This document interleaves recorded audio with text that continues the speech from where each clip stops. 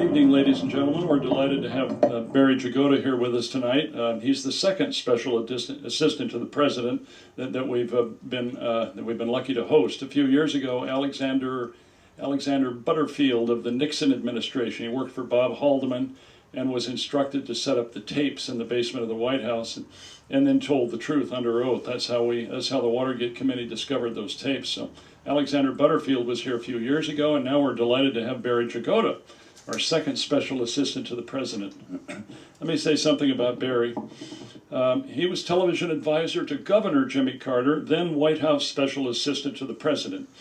He was also an Emmy award-winning writer and producer at NBC News and CBS News, including working with Walter Cronkite as producer for the Apollo 11 moon landing and for the Watergate hearings. Jagoda is an authority on the transition from traditional media to the digital world that now challenges candidates and elected officials. Barry is an alumnus of the University of Texas in Austin, as well as the Graduate School of Journalism at Columbia University. And he's written a book called Journeys with Jimmy Carter and Other Adventures in Media. In view of the forthcoming 2022 midterm elections, Barry's insight and analyses of elections and the role of traditional and new media are particularly pertinent. Jagoda writes of his dramatic roots and rise from Texas to New York City and Washington, D.C., becoming a noted authority on the powerful use of new and legacy media.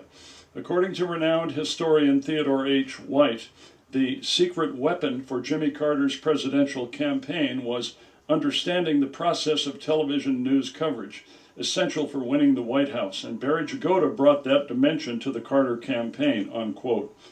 The renowned presidential historian Douglas Brinkley has said of this book, heartfelt, beautifully written memoir about the fast lane of American journalism and politics. Highly recommended. Ladies and gentlemen, Barry Jagoda. Thank you. I'm quite honored to be presenting here at this one-of-a-kind store. It's really more than merely a bookstore. It's an idea store, which is really what Dennis has to offer his customers. And I also, of course, in addition to being honored to be here, I want to thank so many friends and colleagues for coming out tonight. This evening, I'll talk briefly about my own political philosophy, and then elaborate on the media environment of our times, and also take a look back at Jimmy Carter and political communications. My memoir covers the period from 1952 to tonight. That's 70 years, though I was first involved with the media earlier. I was born in 1944, with World War II still raging, and we had a black and white TV only with rabbit ears for reception. No cable. All we got then was Howdy Doody. But now I can get all the media I can possibly stand right here on my Apple Watch. So Dennis, I'm glad you reminded us that you had a White House aide here before. I had been following the career here in La Jolla of Butterfield, of Alexander Butterfield. I watched as he matriculated in history at UCSD, and simultaneously matriculated into a strong relationship with a very significant San Diego philanthropist, Audrey Geisel. So, but mentioning this previous White House aide brought to my mind in 1977, the very first day that Carter took office, as the inaugural parade was marching along, being reviewed. Some of us knew we had to get to work. So I went over to my office suite and sat down at the big executive desk and opened the top drawer, and there was a note that I had absorbed. This note, I was really excited about it, so much so that I later sent it on to the Carter Library. It was short. It said, "Barry, I had understood you would be occupying these offices, so I want you to know that it was at this desk that I wrote Richard Nixon's resignation speech. Good luck to you, Raymond K. Price." So this was, of course, a remarkable document of continuity, but it reminded me I could not help thinking of a deeper truth of the amazing Jimmy Carter's campaign of 1976. Some of you may even be old enough to remember that. As we remember, candidate Carter repeatedly promised, "I will never lie, and the people deserve a government as good as they are."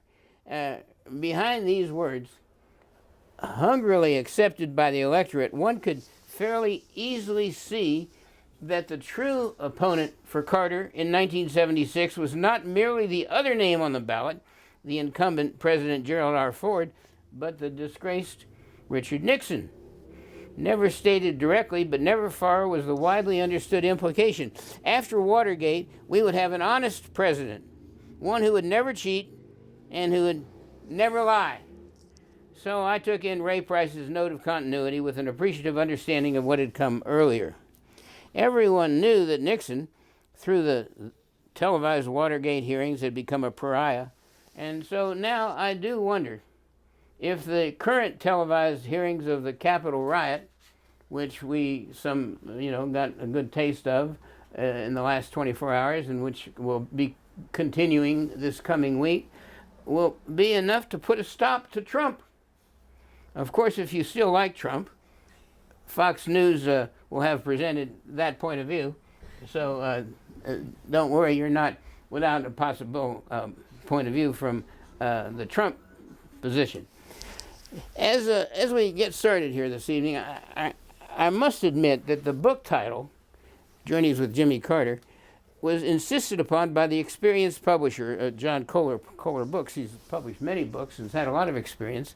And I thought we might call the book something like Travels with Walter Cronkite and other times in the life of a journalist turned politician.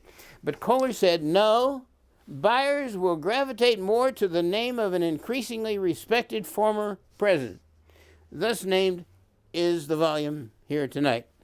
So, let me address the first of two large professional topics in my life and in this book: politics. Political values are the easier subject, for I can sum up my philosophy in a sentence. There are two positions in politics: the moderate position and the wrong position. From childhood, running away from the left-wing radical views of my loving parents, neither Anne nor Saul Jagoda were communists, but as close as you could be without carrying a party card.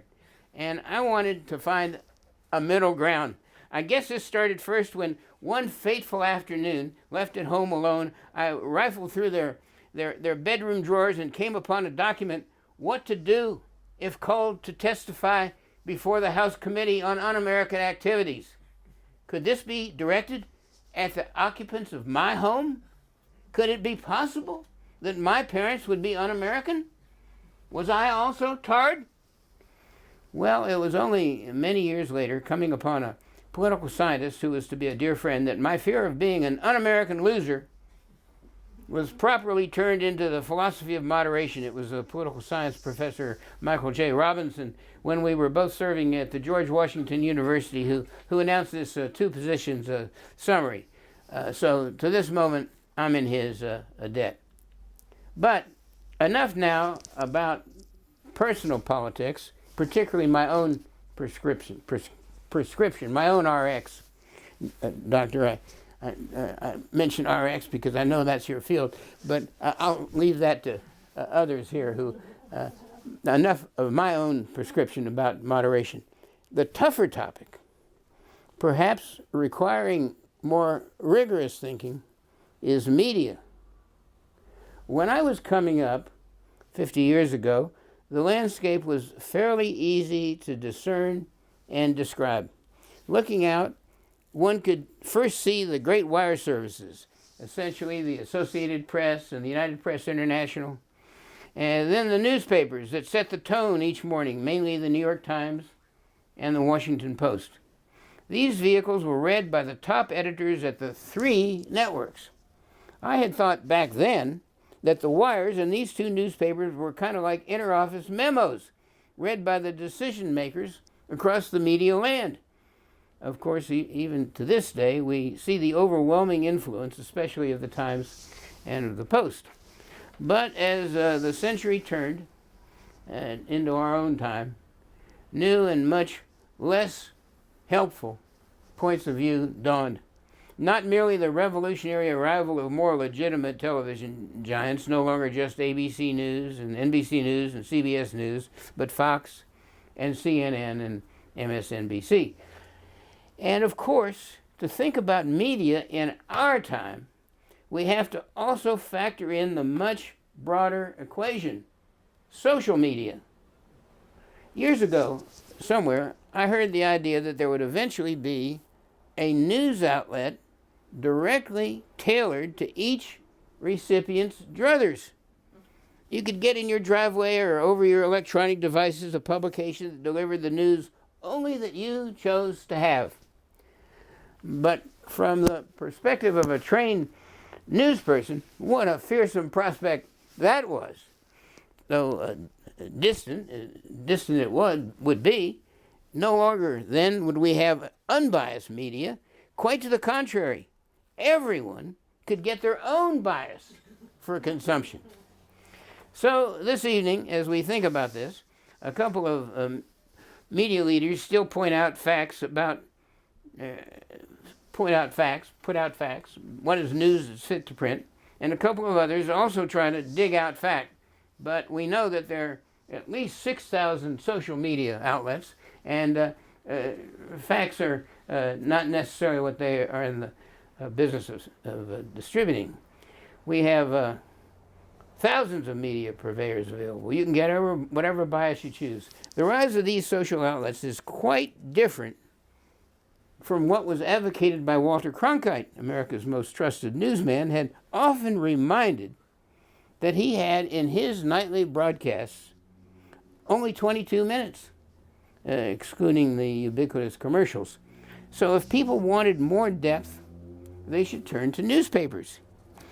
Cronkite's advocacy, if ever realized, could also point away from the awful polarization that has infected our national life. So, I pause here. Please make your own mental note of my initial thesis. In politics, moderation will win out.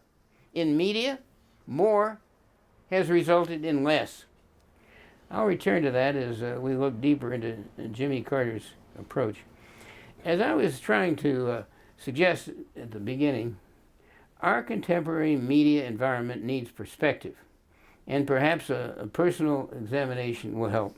For me, now I start my day with the New York Times, one great news outlet that shapes my perception of everyday's reality. Now I know, for example, that my neighbors, the Davids, they do get the local newspaper, but also they get the Los Angeles Times. I see it as I walk my dog going by their house, and the newspapers are down there, and I sometimes even see Gary going down his steps to pick up the newspapers, the LA Times, the Union Tribune. Karen was telling me she thought that in a certain way the local paper, the Union Tribune, was kind of high school, and the Los Angeles Times was college. But everybody has their own point of view on this. What I think might be helpful at this point would be to say a little about my own personal media absorption. I start my day with the New York Times, one great news outlet that shapes my perception of everyday's reality. It's an extraordinary publication, by the way, and it's not merely about Putin's war or about problems with the economy, but it's a tremendously edited publication, and we're very fortunate to have it. I think coming of age in Austin, we could only find the Times on Sunday afternoon, getting down to a nearby Texaco station for a weekly copy. Now, the Times has nearly 5 million readers in print and mostly online.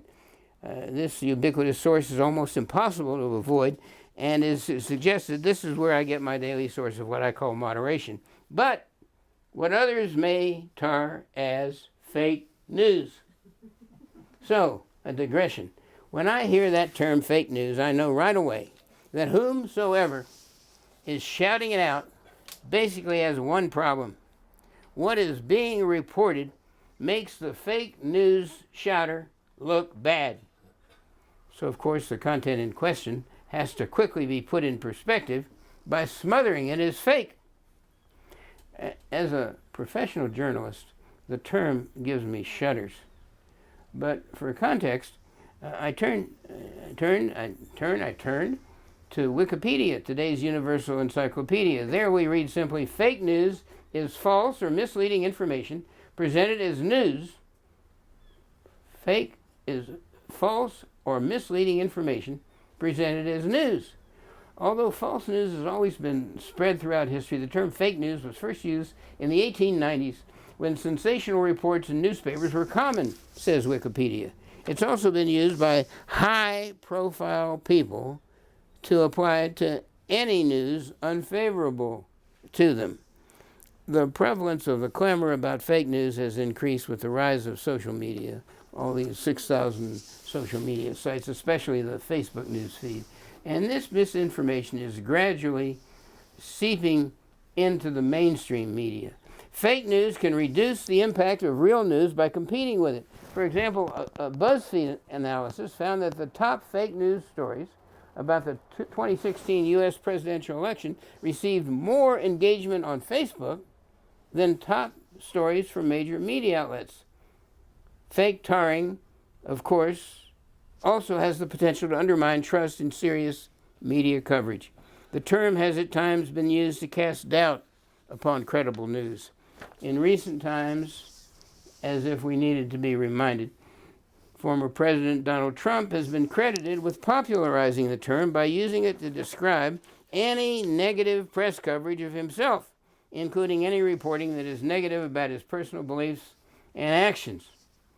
So this has resulted in often a lack of trust in the mainstream media, has plowed fertile ground for alternative, often obscure sources of information, and this leaves users confused about basic facts. You know, at the hearing last night, was it last night or the night before last, the then Attorney General told Trump that his efforts to try to say that he had won the election over Biden was bullshit, he said. And later the committee interviewed Trump's daughter, Ivanka, and what do you think? And she said, well, I must say I was impressed with what the Attorney General said. In other words, she said also that Trump's efforts to revisit the 2020 election was bullshit. But I noticed this morning Trump has said, well, you know, Ivanka sort of checked out. She doesn't really pay much attention to the news. She doesn't really know what's going on. He's already pushing himself away from his daughter. But anyway, so where are we here? I want to remind us all, it's been very impressive to me that we have to remember that 70 million voters chose Trump in 2020 compared to 90 million for Biden. So let's leave this, it's not important, it's important, but let's leave this fake news notion to the dustbin of communication. And maybe after talking about fake news, it might be actually of more interest to you all for me to talk about my own involvement with the politics of Jimmy Carter. The book here, this under which umbrella the talk comes this evening, tells of my second meeting with Jimmy Carter. A few years before he began his presidential run, as a reporter, I was roaming an interim National Democratic Party assembly with Bob Eckhardt, then a congressman from Houston, my favorite politician of all time. And we ran into this guy, then governor of Georgia. We dropped by and saw the governor perched on one of two king-size beds in a meeting hotel headquarters. And Eckhardt and I had a brief conversation with this politician and came away, both of us thinking he was okay, an intelligent-sounding moderate, though probably a bit too centrist for the liberal Eckhart. But now getting down to business. I had my first good meeting with Carter 2 years later in 1976 when he was really running for president and had just won the Iowa caucuses. As written in this book, in the memoir, CBS News correspondent Ed Bradley, later a 60 Minutes star, but then he was just an ordinary political reporter covering the Carter campaign, what passed for a campaign. Bradley suggested to Jody Powell, that who was then and always Carter's top media guy, that they might chat with me, since they had said they needed help with television for their presidential campaign. So, for how that conversation turned out, I recommend following the story in the book. For me, and hopefully for you, this was a very charming introduction to Jimmy Carter. He knew for certain what he did not want. He didn't want an advisor who would tell him what to say and how to say it. So how that worked out between us was the source of how we got along. Anyway, for the next, and I tell that story here, and it's pretty good. It says a lot more about Carter than about me. For the next 3 years, I was all Carter all the time. First as his television advisor, and then as special assistant in the White House. And that overview pretty much covers the political timeline of my book. This may be a good point, I've written to myself here, to you all, a good point for me to turn directly to the book to give a flavor for some of my duties. The audience for the first debate was expected to be huge in the 1976 election. Both nominees had agreed to the historic resumption of presidential campaign debates, which had not been held since the famous contests between Richard Nixon and John F. Kennedy in 1960. Now, more than 80 million viewers would tune in. And the leading academic authority, I write here, the leading academic authority on presidential debates, Professor Sidney Krause of Cleveland State University, wrote, just as the Kennedy-Nixon confrontations were credited with tipping the balance in favor of the Democratic challenger, the Carter-Ford debates were instrumental in securing Carter's slim margin of victory 16 years later. Carter agreed with Professor Krause's view. He wrote, the debates were a central element in the 1976 election. As perhaps nothing else could have, they provided an opportunity for the American people to weigh the merits of the candidates. President Ford had come to office only 2 years before, without a chance to define his views in a national campaign. I had never held national office and was relatively unknown. Later, President Ford wrote, I think the fact that we did debate makes a strong case for their being held in the future. President Ford was right. Face-offs like the 1976 debate have now been held every 4 years as a vital element in presidential elections.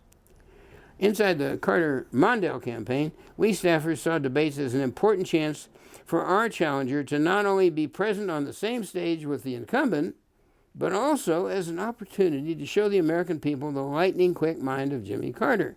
Though there were the normal apprehensions about such highly focused events, the Carter campaign was prepared to win, with the normal confidence we had in Carter's ability to prevail in such a context. We welcomed the choice to get on an even field, a level setting with President Ford.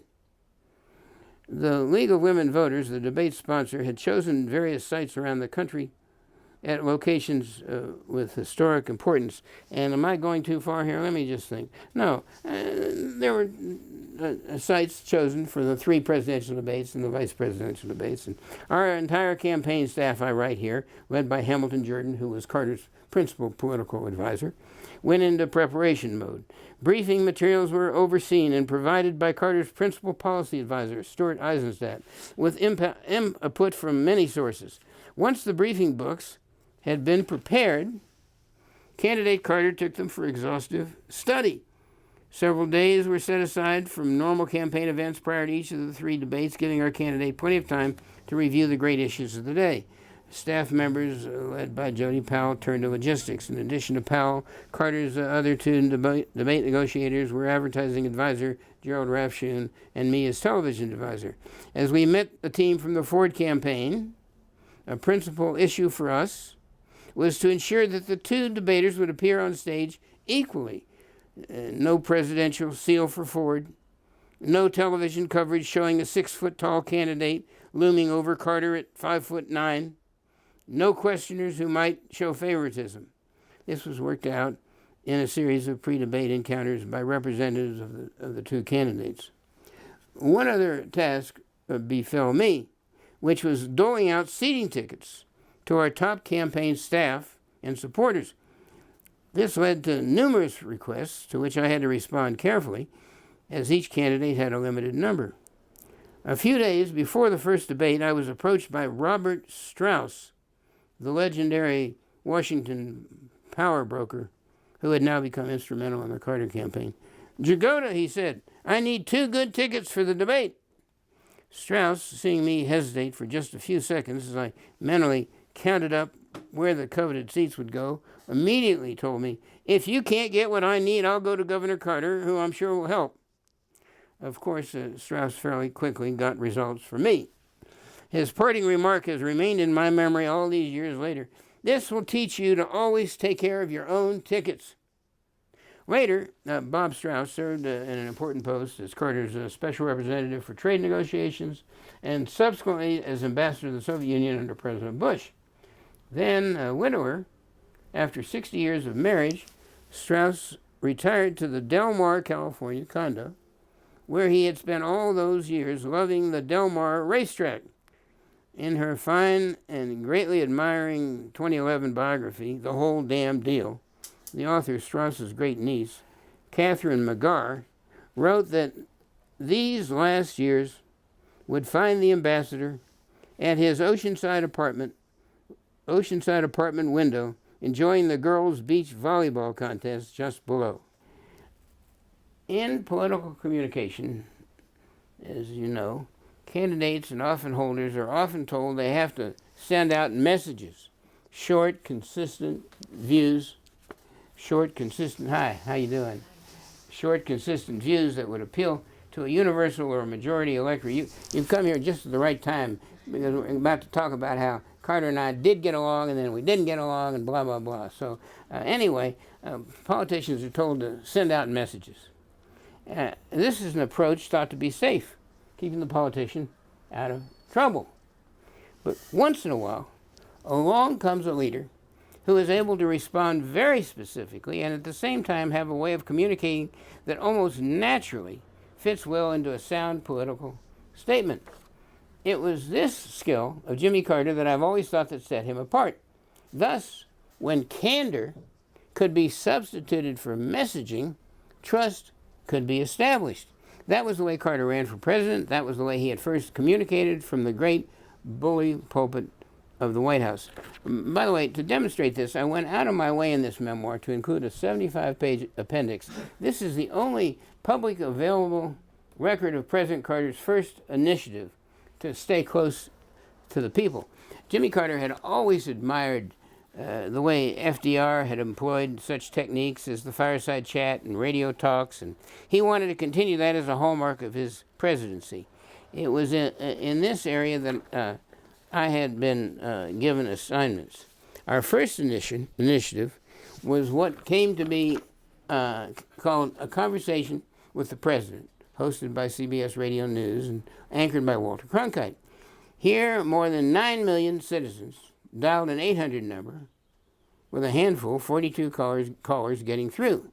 I cite this and encourage you to check out the appendix to see exactly what I mean. The questions were from ordinary folks, 42 questions, topics that would never be heard at a news conference, and importantly, responses that had to be unprepared, just the politician and his citizens wanting answers.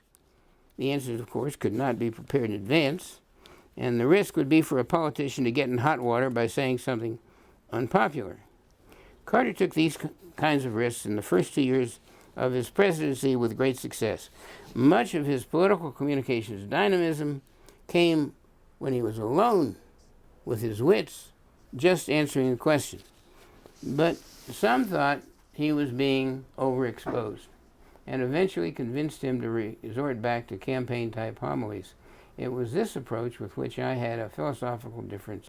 My services became less useful when Rosalind Carter decided her husband should cut back his commenting on most any topic.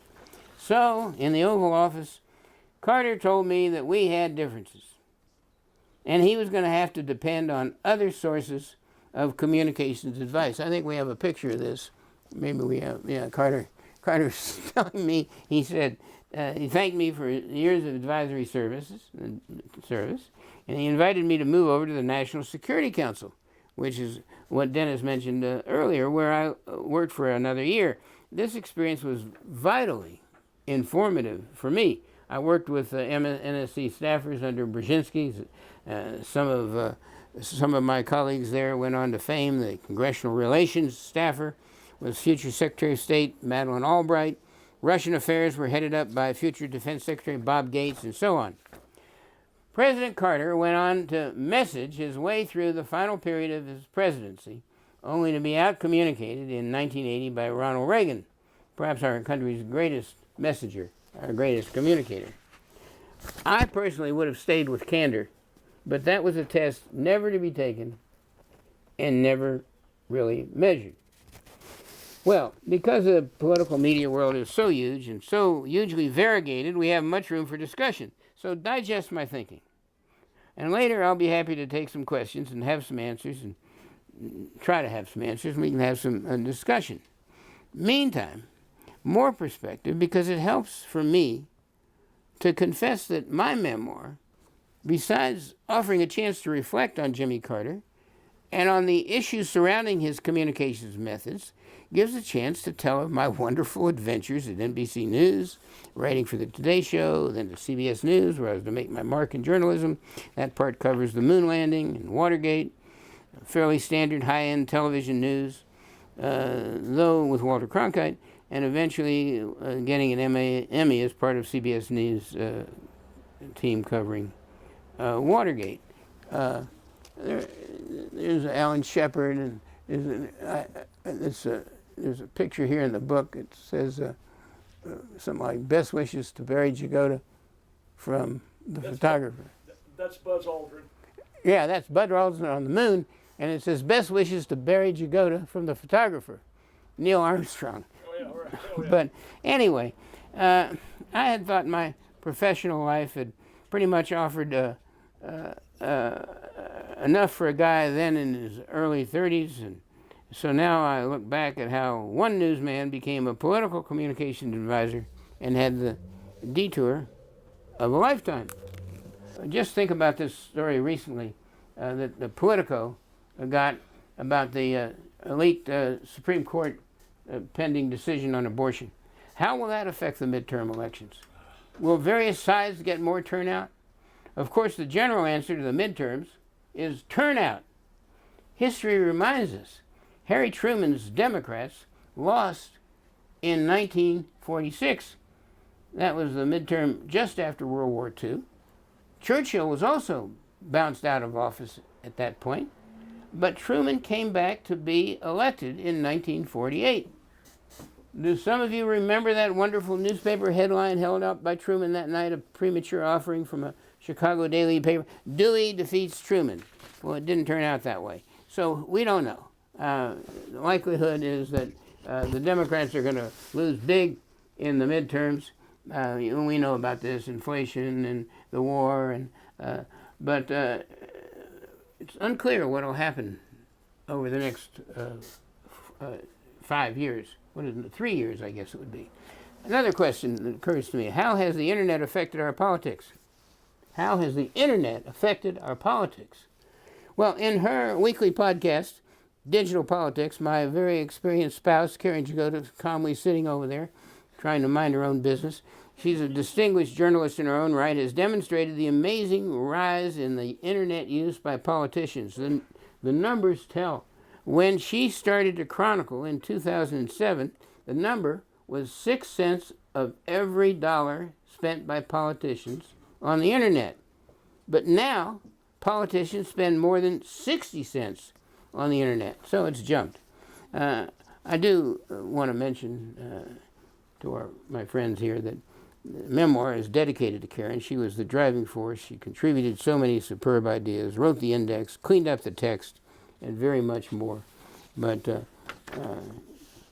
this is one of many advantages of a loving spouse. What about memorable television ads, I ask? Historically, there was the one from LBJ against Goldwater in 1964. That was the one having a little girl plucking a daisy off, and it turned into an atomic explosion. It only ran once. It was from LBJ against Goldwater. But instead of getting a nuclear war, instead of getting Goldwater, we got Johnson. And we got a continuing deepening of the American war in Vietnam. So these political commercials need to be seen in some context. I also have been thinking a good deal the last few weeks about a question that I've gotten here around town. You know, in San Diego County, there are 40,000 Iranians. And when I go out in public and people say, that guy worked for Carter, they say, what about Carter and the Shah? Didn't Carter dump the Shah? And of course, these questions often come from people who were close to the Shah, who were making a lot of money from the Shah's physicians, the Shah's this, the Shah's that. But by far, the biggest international celebration I can remember was December 31st, 1977. Really, it was the New Year's Eve party hosted in the Tehran Palace by the Shah and the Shah Banu. We were there to work on oil and energy resources on the Middle East. And really, because the Shah's airfields held U.S. jets in the Cold War aimed at the Soviet Union, the Cold War which was winding down. But later, and I've been, as I say, I've been thinking about this a lot, and I went back and I've done some research, and I've made an appointment for later at the end of September to do some research in the Carter Library. I got an appointment, I got a table, this, that, and the other. I wanted to see exactly what the Brzezinski memo to Carter was on why we went to that New Year's Eve party. Anyway, but I think I've mentioned the three principal ideas there: energy, Middle East politics, and the Cold War.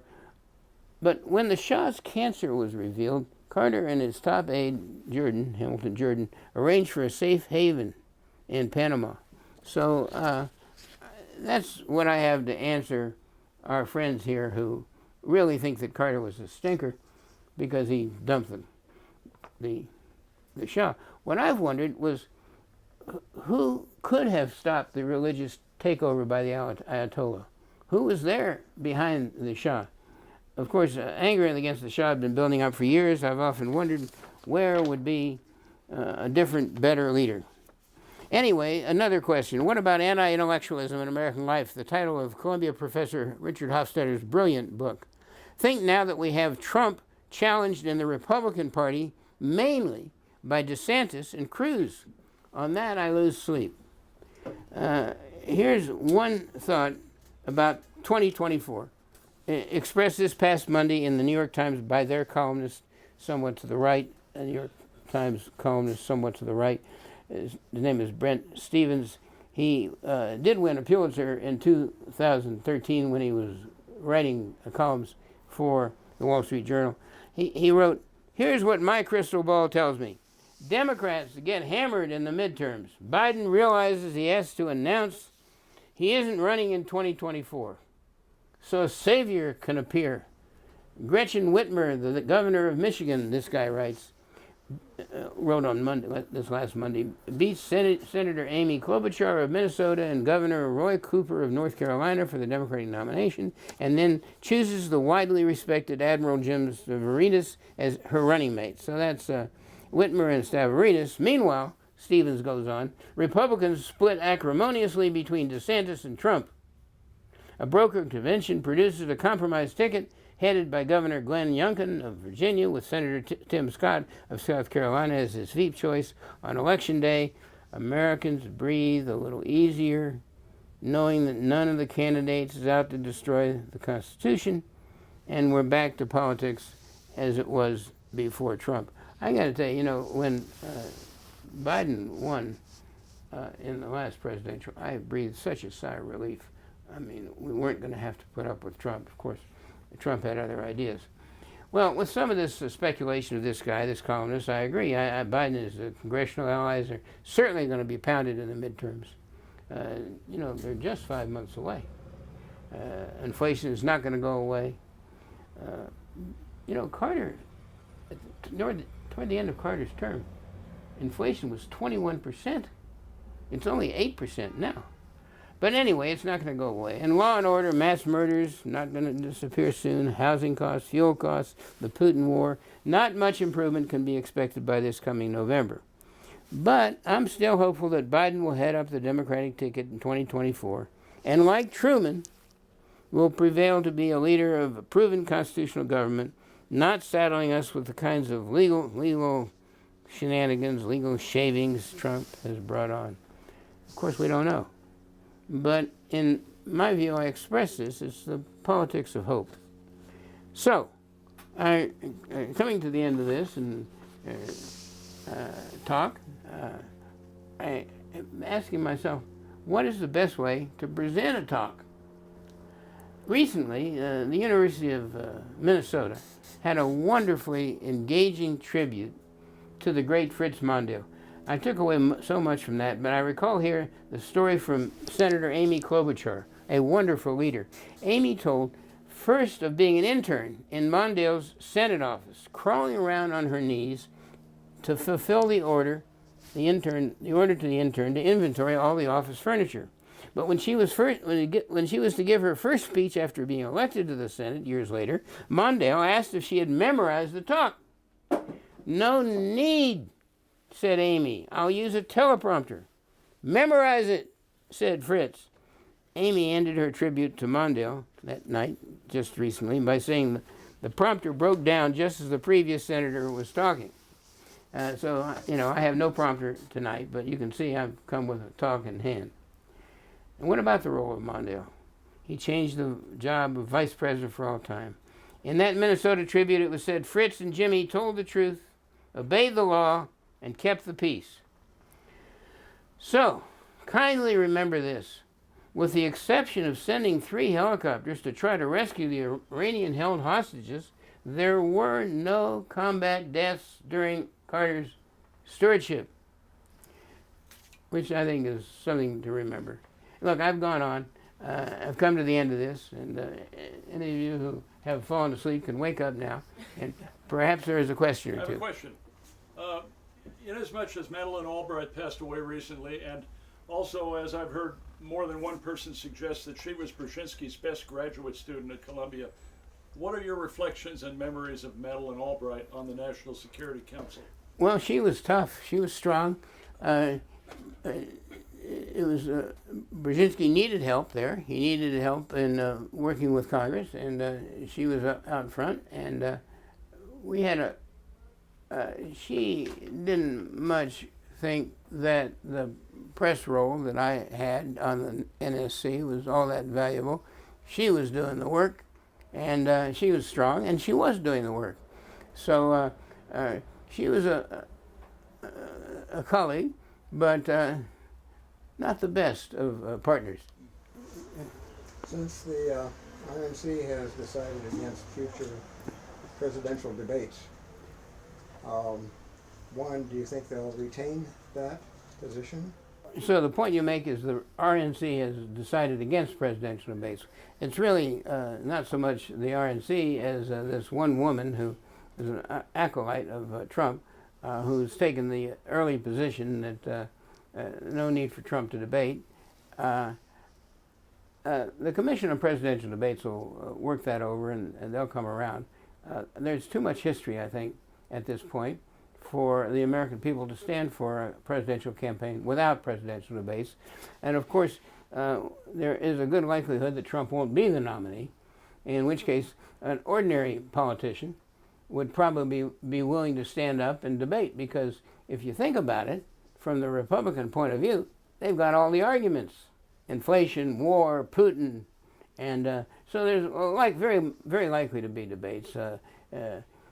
As I quote President Ford here, this had not previously been, as a newsman that makes impressed by this. This is the first time that Ford was quoted as saying that there likely would be presidential debates in the future. The pattern had been set. But we'll have to see, and we'll have to see who the nominee is. But it's early. I have in my mind, in my mind's eye, this picture of the Democrats being roundly trounced in 1946, and Truman coming back, albeit perhaps over the dead bodies in Hiroshima and Nagasaki, as a victor in 1948. It's a long time to 2024. Inasmuch as Fred Friendly produced Edward, the great journalist, television analyst Edward R. Murrow, and then became involved with Columbia Graduate School of Journalism. What was Fred Friendly's influence on you when you were a student there at the journalism school? You know, Fred Friendly, in addition to having produced these great documentaries and having been Edward R. Murrow's main producer, went on to be an executive at CBS News. He became president of CBS News. And during the Vietnam period, he said, like the heads of the other two television networks at the time, we'll televise the Vietnam hearings. But CBS chose not to. They went with entertainment programming, and Friendly resigned over this. It was a pretty good moment to resign. And he got a job as a distinguished professor at Columbia Graduate School of Journalism. Up to that time, that journalism school was primarily a print operation. And so Friendly came to Columbia Journalism School famously, much less famously at the same time I did, and established a television sequence. And so, you had to get a master's degree, you had to write a major paper, and I was very interested obviously in the Vietnam War, particularly in what was then called the Tonkin Gulf Resolution, which was used by LBJ to promulgate the Vietnam War. And this was much opposed by Senator Fulbright. Fulbright was, Friendly was, he was interested in bringing the problems of the Vietnam War to the American people, and he worked closely with Fulbright. And I went to my then major professor, Professor Friendly, and said, I want to do something on the Tonkin Gulf Resolution. And Friendly said, well, why don't I just set you up with Senator Fulbright? So it was just, snapping his fingers. I went to Washington, and so I do have a paper that's in the Columbia Library on the Tonkin Gulf Resolution, largely based on interviews with Fulbright. One professor, one important teacher, can make such a great difference, as I think everybody in this room knows. And Fred Friendly was that.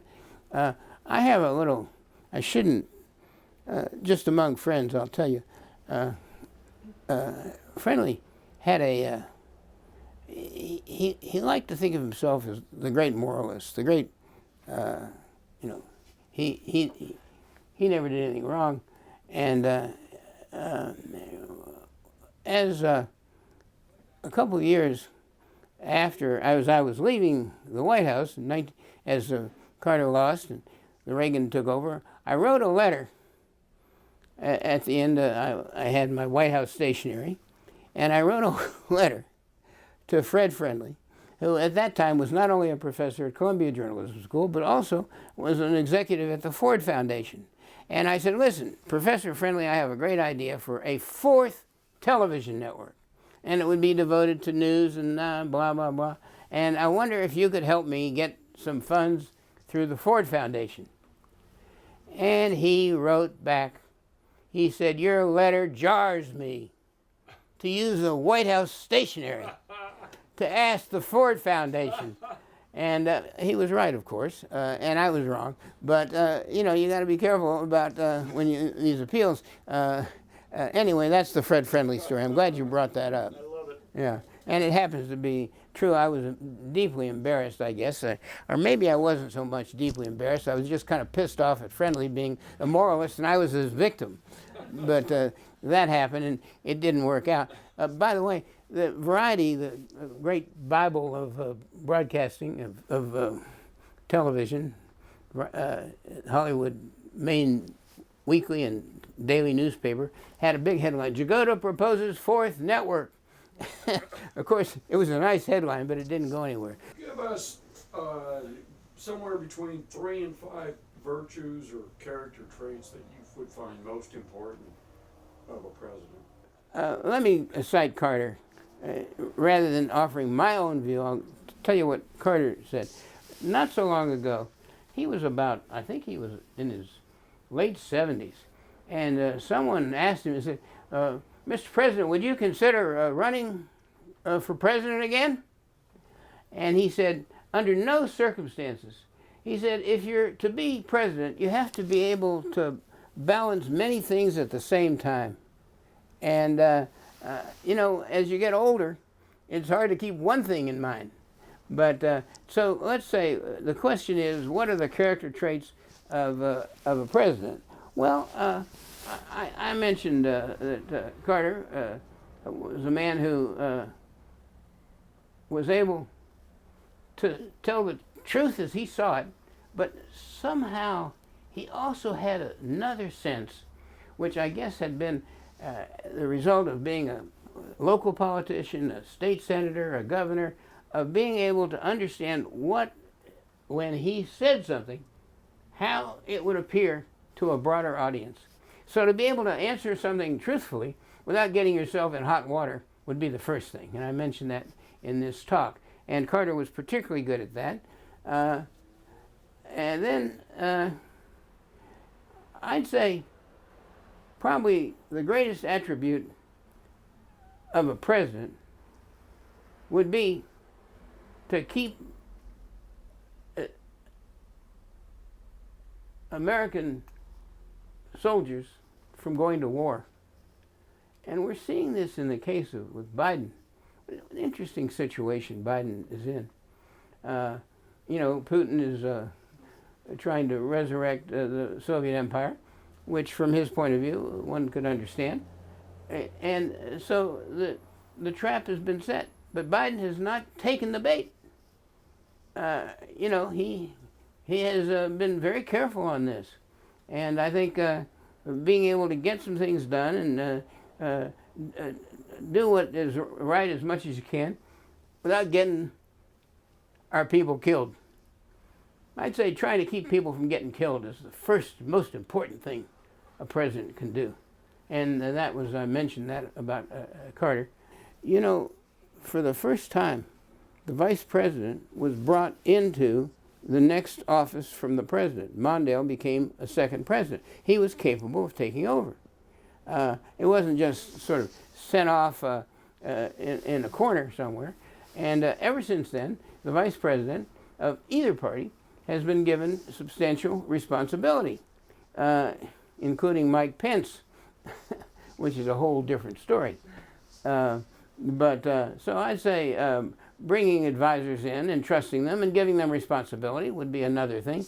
Telling the truth, keeping the people from getting killed, bringing in good people and giving them responsibility, and trusting them. Trust is not easy for any of us, but particularly for a political leader. And so figuring out a way to trust, knowing who to trust and how to trust them. But I appreciate the question. Yeah. So you mentioned that Jimmy Carter was a great communicator, but you thought your beliefs were that Ronald Reagan was a better communicator. Right. So in what ways was Reagan better than Jimmy Carter? You know, when I wrote that down, I think I said Reagan was the greatest communicator.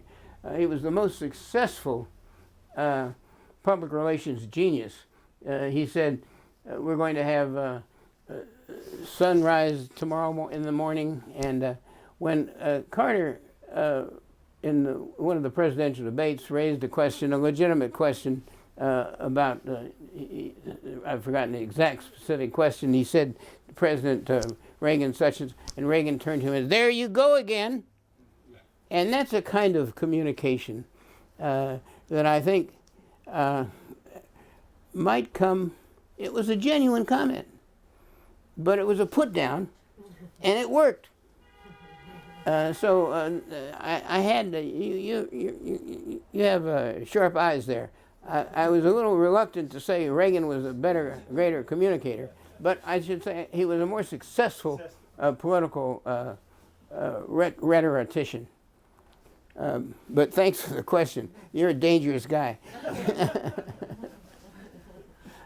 Well, we could go on. I don't want to keep you, but it's been a pleasure, this intimate gathering. And for me, at least, having a chance to think about this after the book and think about sort of if I had to start over again, I might have mentioned some of the things that we discussed here tonight. So I'll stand by the book. I was looking at it, I was opening up and reading. I said, well, I'm proud of this book. I'll stand by it. And thank you so much for your reading it and thinking there was something to it. An honor to have you here, Barry. Thank you.